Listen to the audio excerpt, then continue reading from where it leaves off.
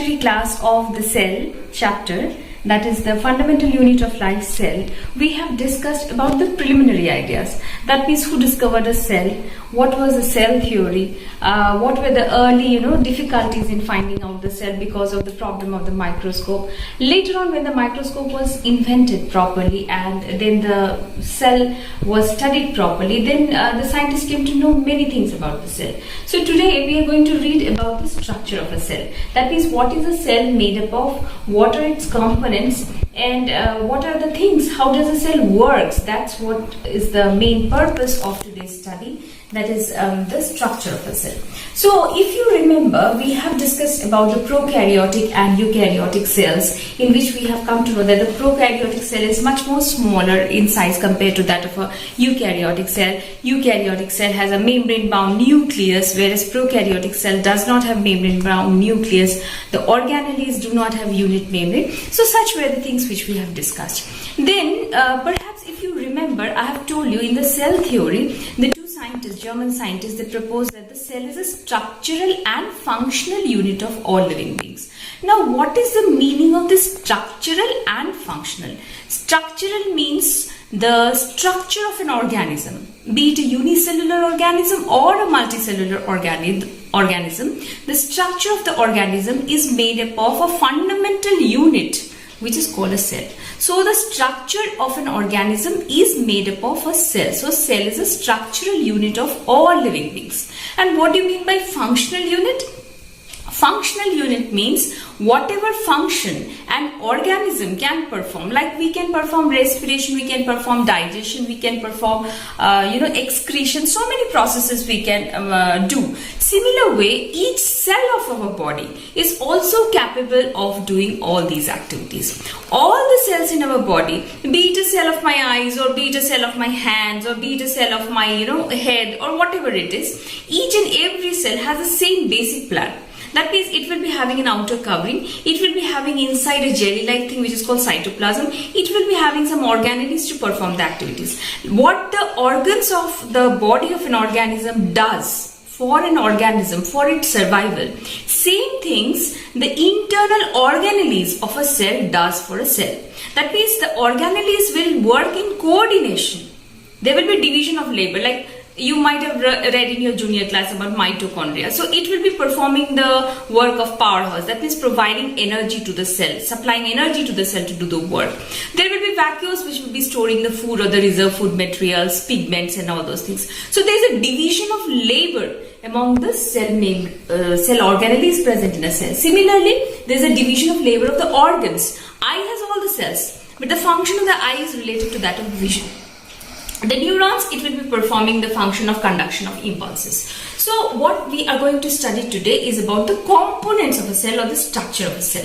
Now cell basically is made up of three things. Try to remember the outermost thing which is called the membrane. Now cell membrane, plasma membrane or plasma lemma as it is known as, is common in all the cells.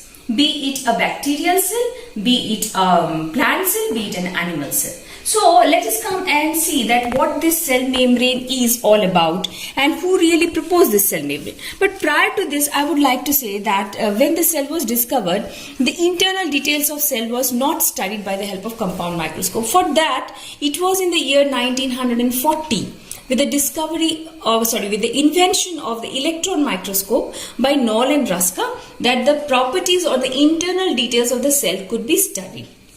So the cell membrane, which appears to be like a line in the compound microscope, if we see it in the electron microscope, it somewhat appears like this. Okay. Now this is not given in your NCERT book, but I have drawn it to make it simplified so that you can understand that how the cell membrane, which is called selectively permeable membrane. So cell membrane is called selectively permeable. So why it is selectively permeable? That we will be studying. See, the cell membrane structure was proposed by many scientists, but it was the name of the scientist was your Singer and Nicholson. These two scientists, they proposed this model of cell membrane, and what they said is that the cell membrane is made up of the phospholipid units and the protein molecules. Now these structures which you can see here, the head, the globular head and some, line like structures, this is called the phospholipids. The phospholipid has a head and phospholipid has a tail. Now the head portion is called as your hydrophilic end. Now what does this hydrophilic end means? Hydro means water, philic means loving. So water loving end is this circular ends. Upper also, you can see down also. Okay. And hydrophobic tail. Now tail is hydrophobic means that phobic means something which fears. What it fears? Water. So hydrophobic ends are towards the center of the cell membrane. See, this is also facing towards the center. This is also facing towards the center, the hydrophobic end. And the hydrophilic end is towards the periphery. So this is the arrangement of the phospholipids. What is phospholipids? Means phosphate and lipids. Lipids are a kind of fats. So phosphate and lipids togetherly, they are known as phospholipids. So in the cell membrane, the phospholipids are arranged like this. Hydrophilic end towards the periphery on both sides, up and down, and hydrophobic tail towards the center. Now, this red colored two things which I have drawn here, this is called intrinsic protein. Intrinsic protein. What is this intrinsic protein? Intrinsic protein means that protein which can pass through the membrane. It is entirely inserted within the membrane. Why it is inserted? So that any molecule which is, water soluble molecule can pass through this intrinsic protein, and this is cell membrane, so inside it will be cytoplasm. So from outside environment, any water soluble molecule through this intrinsic protein can enter into the cytoplasm and can be utilized by the cell. So that is the purpose of intrinsic protein. And what is extrinsic protein? See, another protein is here which is called extrinsic protein, and here I have drawn one branching carbohydrate portion. Now what is this extrinsic protein? Extrinsic protein means which is inserted but not completely. See, it is inserted here half. It is not inserted completely. Now what is the purpose of this extrinsic protein? This extrinsic protein acts as a receptor with the help of this branching carbohydrate portion. Means any foreign substance will come and bind with this receptor. Cell membrane now will decide whether the substance will be going through into the cell by endocytosis or not. Okay, so extrinsic proteins are the receptor proteins. Intrinsic proteins are the one through which the passage of substances can take place into the cytoplasm of a cell. So this model is known as your fluid mosaic model of plasma membrane, proposed by your Singer and Nicholson. Okay, now we will read about the function of cell membrane. Now cell membrane is called selectively permeable membrane. That means it can select. It has a property to select. So when somebody has a property to select, that means it is living. So cell membrane is living, or plasma membrane is living in nature. Now what are the properties or the function shown by the cell membrane? Cell membrane shows the property of diffusion. Now what is this diffusion? Diffusion means movement of substances from a region of higher concentration to a region of lower concentration. Best example of diffusion is that, suppose if you take an ink, a drop of ink, and put it into water, then what will happen? After some time you will see that the water becomes colorful. Why? Because from a region of higher concentration, that is the drop of ink, it is high, color is high there. So from there it is diffusing into the surrounding, making the colorless water colorful. So this property is called as your diffusion. So diffusion is a property of the cell membrane through which exchange of gases takes place. That means plant can diffuse out, carbon dioxide into the surroundings. When the plant will do respiration, carbon dioxide concentration in the cell will be high compared to that of environment. So carbon dioxide will diffuse out through the stomata into the environment. Similarly, in the environment, oxygen is 21%, and inside the cell the oxygen concentration is low. So when the stomata will open to diffuse out carbon dioxide, simultaneously the oxygen will diffuse into the plant's body. So this way diffusion will help in the exchange of gases in case of your plants by the help of the cell membrane. So diffusion is a very important process for the exchange of substances, especially the gaseous substances, although the liquid substances also can diffuse. Like for example, when the liquid, that is the water, will move from higher concentration to lower concentration, then it is also a kind of diffusion. But if it is happening inside a living cell, so living cell is surrounded by cell membrane, so that means a membrane is helping to move the substance out or into the cell, so that is a semi-permeable membrane. So this process is called as your osmosis. So osmosis is a special type of diffusion. That means here the movement of substance will take place from a region of higher concentration to a region of lower concentration through a semi-permeable membrane. Through a semi-permeable membrane. But in case of diffusion, semi-permeable membrane may be there or may not be there. So diffusion can happen outside the cell also in our environment. Osmosis always has to happen in the living cell because osmosis requires a semi-permeable membrane, that is a cell membrane. So osmosis is a special type of diffusion, and osmosis is always related to that of water concentration. High concentration water to low concentration of water. Exchange of material will take place. Up to how much time? Till the equilibrium is reached. Okay. Next is mediated transport. Cell membrane also shows mediated transport. Mediated. What is the meaning of this term mediated? That means somebody is helping for the transportation. Through some media, substance is transported from outside to inside. Now, which are these media? Just now we have discussed previously that in the cell membrane there are two types of proteins. One was your intrinsic protein and another one was your extrinsic protein.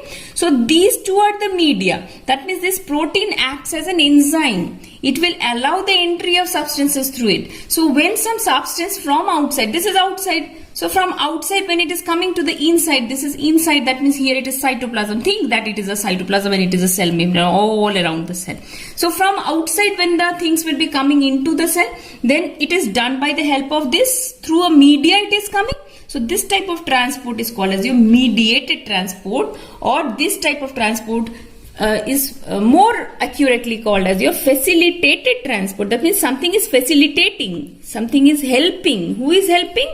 The proteins are helping, intrinsic and extrinsic. Now mediated transport, another media is what? Suppose if this is the root of the plant, okay, if this is the root of the plant is surrounded by the soil particles. So inside the root some minerals have to go into, isn't it? So inside already if the concentration of your potassium or concentration of sodium is high inside the root, but still the plant wants it from the surroundings to take these minerals from outside. So something is already extra in the root, but still it wants out from outside into the cell. Then it has to be pushed. So who will be pushing these two into the, that is your roots? There must be some energy, something when you are doing forcibly. What you are doing? You are trying very hard. So something has to push. So who is pushing this? With the help of energy. Which is the energy? The energy is your ATP. Understood? So when ATP is utilized for the movement of any substance against the concentration gradient. Why I am using the term against the concentration gradient? Because here already the concentration of sodium and potassium is high inside the root compared to that of the soil. But still the plant wants more. So what it will be doing? It will be taking the help of this ATP to push these minerals into the system of the plant so that the plant can now utilize it for doing its metabolic activities. So when such process is taking place through the cell membrane, utilizing energy like ATP to take substances from the surroundings against the concentration gradient, such process is called as your active transport. So what is active transport? A kind of mediated transport which is facilitated by the help of ATP. That means energy is required to push the substance into the system. That is active transport. And when energy is not required, by the help of the two proteins, that is your that is intrinsic and extrinsic proteins, only the substance is going inside without the expenditure of energy, then that type of transport is called facilitated transport, and it is also known as your passive transport. It is also called your passive transport. So it is passive, it is active. Active means using energy, passive means not using any energy. Understood? Now, these two proteins which I was talking about, these two proteins in the cell membrane also helps the organism to do two processes. One is called endocytosis and another one is called exocytosis. So cell membrane shows these two processes, endocytosis and exocytosis.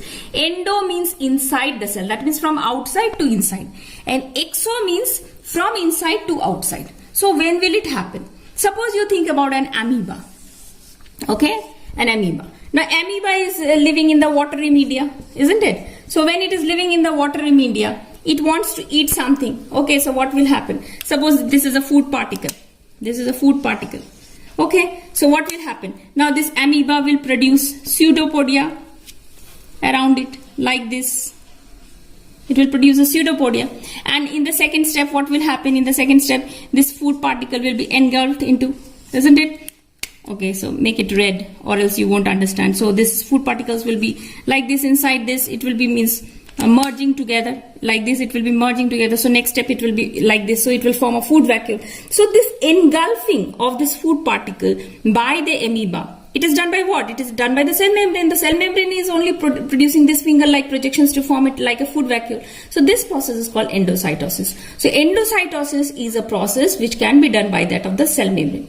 Now this food vacuole is formed, food will be digested. After the digestion, what will form? After the digestion, again what will form is that, suppose this is the vacuole. So food is digested. Now some waste will be generated. Waste will be generated. Now this waste has to be eliminated out of the body, or else it will be toxic for the organism. So what will happen is that, suppose if this is the place where the food vacuole has come, so it will be merging with that of the cell membrane, and this waste which was present in the food vacuole after utilizing, it will be now passing out into the environment. It will be excreted out into the environment. So this process of throwing out the waste into the surroundings, this process is called as your exocytosis. This is called exocytosis. So exocytosis means cell vomiting. Cell is vomiting something. So this is a process which is shown by the cell membrane, exocytosis, and when it is entering, that is called as your endocytosis. So the cell membrane is showing so many properties. See, diffusion. Diffusion can be gaseous diffusion, or it can be diffusion of water, but it may be within the that is a cell, or it may be outside. So diffusion always does not require a cell membrane, but diffusion is a property of the cell membrane. Osmosis is a special type of diffusion which always requires a semi-permeable membrane. And here the movement of water will take place from higher concentration to lower concentration.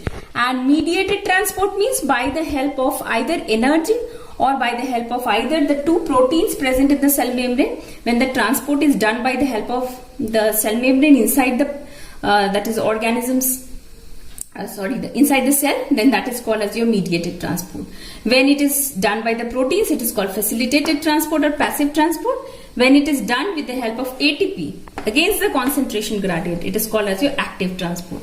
Next property is endocytosis. That means when something has to enter into by the help of the cell membrane, then it is called endocytosis. The organism will utilize it, the cell will utilize it. After that, waste is generated. That waste will be thrown out of the cell by the help of the process called exocytosis or cell vomiting. Now, let us do or study one experiment of the osmosis, in which we will be taking about the three types of concentration of solution. Let us see that. To understand the process of osmosis, well, there is an activity. Now let us understand this activity. What we have to do is that we know that RBC is also a cell and it is surrounded by cell membrane. So select RBC. That will be better, because plant cell, when we will be discussing about cell wall, then we will be discussing about that how does the process of the going inside of the water or going outside of the water in the cell takes place. Now we will be discussing about this three RBC cells kept in three different types of solution. Now first we have to understand what are these three types of solutions. One is called hypotonic, H-Y-P-O, hypotonic. One is isotonic, another one is hypertonic.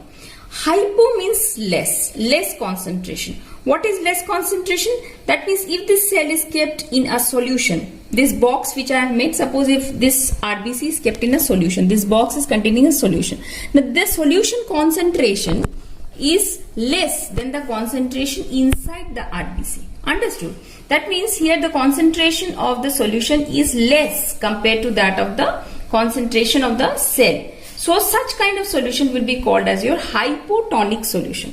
Hypotonic solution means the concentration of the solution is less compared to that of the cell. Okay. Isotonic solution. What is the meaning of this isotonic solution? Isotonic solution means outside this cell, the concentration of the solution which is there, that is equal to the concentration of the cell which is present inside the cell. So equal concentration. Inside the cell, the cytoplasm has a concentration.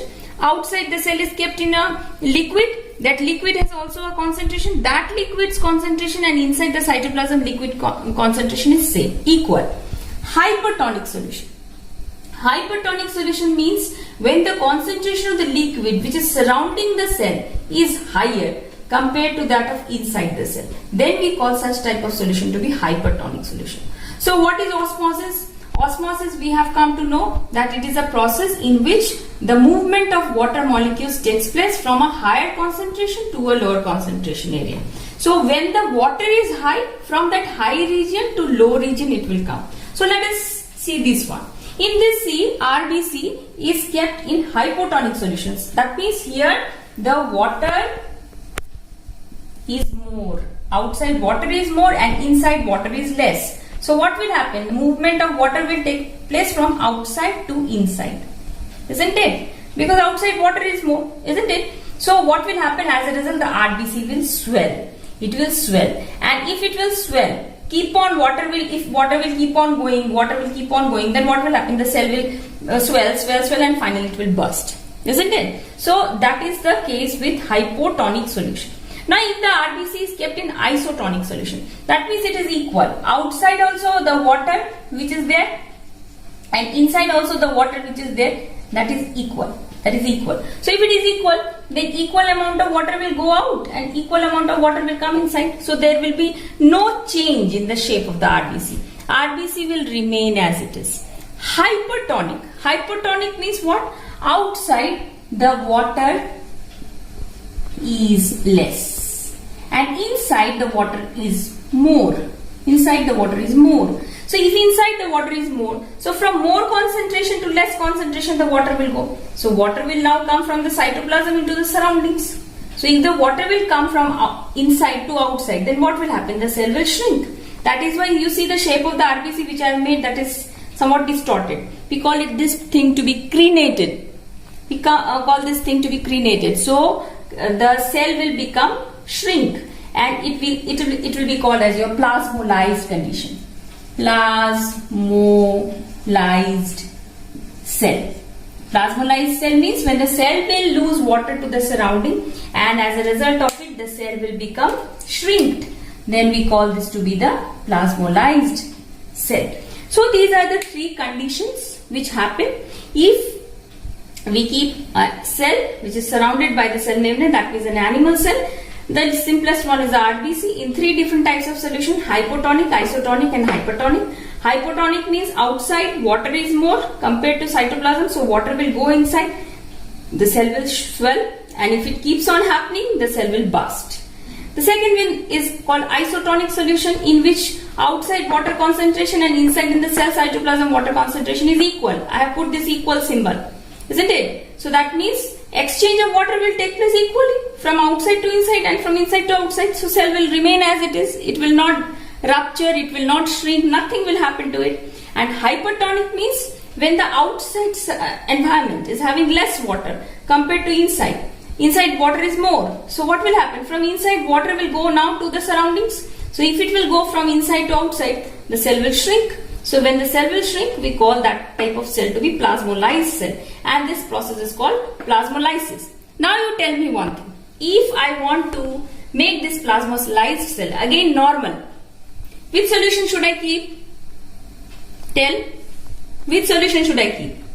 Definitely I have to keep this plasmolysed cell into again hypotonic solution, isn't it? So if I keep it in the hypotonic solution, then it will take water from the surroundings. Again, it will come to normal. So a plasmolysed cell can again become normal if I keep it in the hypotonic solution. So these are the properties of the cell membrane which we have studied today. Along with the outer wall, that is the cell membrane around any kind of cell, we are going to now study about another structure around a cell which is called a cell wall. Now cell wall is not found in case of animal cell, it is found in case of cells like plant cell, bacterial cell, fungal cell. But the composition of cell wall in case of fungal cell and bacterial cell is not similar with that of the plant cell. We will be concentrating about the cell wall in case of plant cell in our studies. Now the cell wall, at first we will read about the structure of the cell wall, what it is made up of. Now cell wall is made up of a compound, a carbohydrate, a polysaccharide. The name of the carbohydrate is called as your cellulose. Okay, I have underlined it in red, so you will write it in your copy. Keep your copy adjacent to you when I am teaching this so that you can write down these notes and later on you can supplement your answers with the help of these notes which is given in the video. Okay, so the cell wall is made up of a compound, a polysaccharide which is known as your cellulose. Now cellulose in turn is made up of what? Cellulose in turn is made up of glucose. When several glucose units are joined together, having a chemical bonding between them, they form this cellulose fibers. Now these cellulose fibers finally make some fine fibers which is called as your microfibrils. So write this also, which is written in red, no? Write all these as your notes in the copies. So these cellulose make fine fibers called the microfibrils. Now these microfibrils should be joined together, or else how will the cell wall be strong? Because cell wall gives a perfect shape or structure to a plant cell, isn't it? So they are bounded with some other compounds. What are these? These are called the pectins and hemicellulose, and also lignins. I have not written here, but you should also write down about lignin. Lignin is also found in the cell wall of plant cell. So pectin and hemicellulose will bind these microfibrils which is made up of your cellulose, so that now the structure of the cell wall is firm and rigid.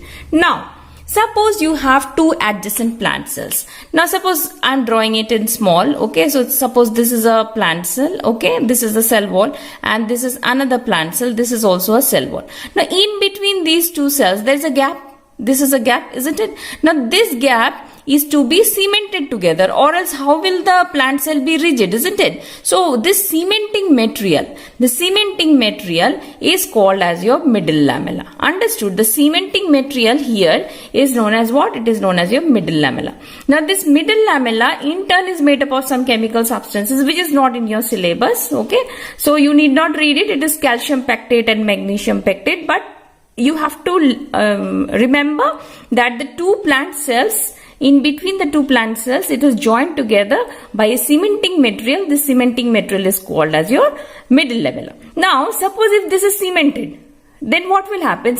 Exchange of material will take place between the two cells. It will be hard, isn't it? So what happens is that there are certain places in this, cementing material through which exchange of cytoplasmic substances can take place between the adjacent substances. Now these places have less deposition of the cementing material in them. Now these places through which the cementing material is less, easy flow of cytoplasm and the substance can take place between the adjacent cells.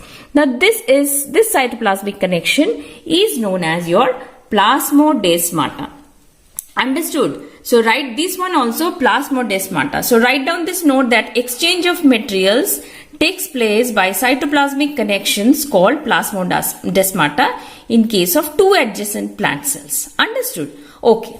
Now we will read about the function of cell wall. We have seen that the cell membrane was selectively permeable, isn't it? Now cell wall is your freely permeable. What is the meaning of freely permeable? That means it will allow the entry of all the substances across it. Okay, inside the cell, outside the cell. Now what does it mean? That means it cannot identify, it cannot select a substance. So once it cannot select a substance, that means it is not living. So cell wall is not living in nature. Cell membrane is living in nature. So what function it has other than freely permeable? It provides rigidity to a cell. Why it provides rigidity to a cell? I told you it has lignin, cellulose, hemicellulose, pectin. So it is stronger. So as a result, it provides rigidity to a cell. The next is it helps to make a cell turgid. Now how does it do? So here I have drawn one diagram. You see this diagram, it is not in your book. Again, I am telling just for your understanding, I have drawn it so that you can understand. See, every plant cell has a large vacuole. So this is a vacuole.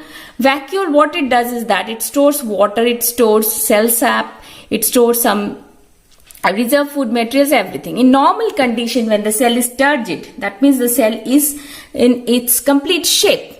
That time the vacuole is completely filled up with water and other materials so that the cell is having its perfect shape. But if I put this turgid cell in a hypertonic solution, remember I told you hypertonic means when the outside concentration is more compared to that of the inside. That means outside the concentration of solute is more, water is less, solute is more compared to that of inside. Then what will happen? Inside water is more, outside water is less. So water will go out, isn't it? From the vacuole which is storing the water, it will lose the water to the surrounding. So when it will be losing the water to the surrounding, what will happen? Shrinking of the vacuole will take place. This vacuole has shrunk now, you can see here. So rounding off of the protoplast will take place. What is protoplast? Protoplast means cytoplasm cell organelle is what is present inside the cell, bounded by cell membrane. That is what is called a protoplast. Understood? So protoplast will undergo shrinking, and this is called as a plasmolysed cell. But this plasmolysed cell in animal cell, how does it looks like? It does not have a cell wall in case of animal cell, isn't it? So it will look only like the center position, this one with a shrinking of the cell. You remember the RBC when it was kept in your hypertonic solution, so it shrinked. But in case of this plant cell, you see that the cell wall is intact. Cell wall is not shrinking. What is shrinking?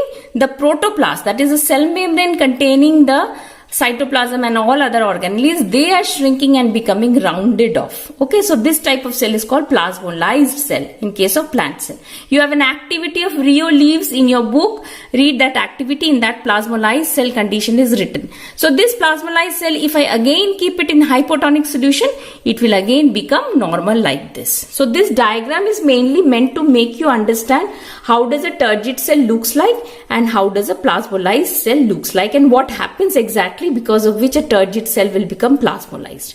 Okay, next is it gives mechanical strength to a cell. Mechanical strength to a cell means if it is strong, if it is having lignin, pectin, so definitely it will be stronger, so the plant cells will be stronger. So as a result, the plant can withstand the environmental hazards and all. So this is all about the function of the cell wall. That is, the primary is freely permeable. Next is it's provide rigidity, that is shape or size to a cell.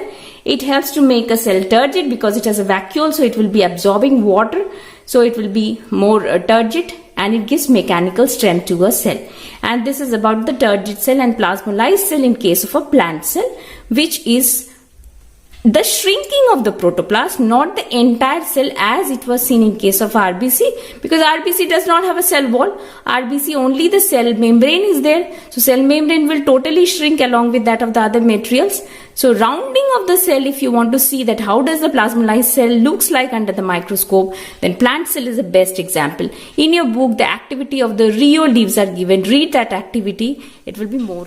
So with this, we have come to the end of today's class, in which we have read about the cell wall and the cell membrane, its function, its structure, everything.